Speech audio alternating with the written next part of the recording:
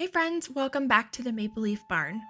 I'm Libby and today I wanted to show you some of our late summer, early autumn sunflowers that have bloomed and a few arrangements that we use them in. Surprisingly, this was actually my first season growing sunflowers for bouquets.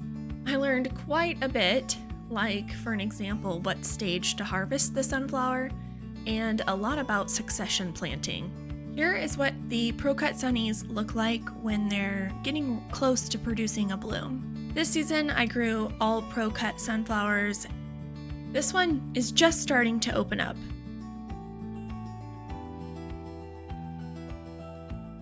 These next two could be harvested at this stage for the maximum vase life. You can see the color peeking through, and that's typically when people suggest to go ahead and harvest them.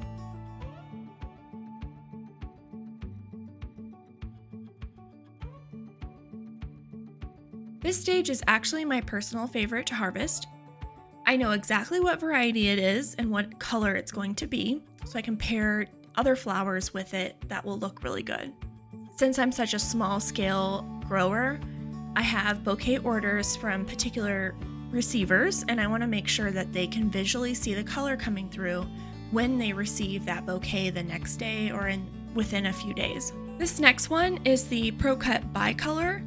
And some people would say that this is too late to harvest, but because I am such a small scale grower, I would still harvest it because I think there's still plenty of vase life and it's beautiful.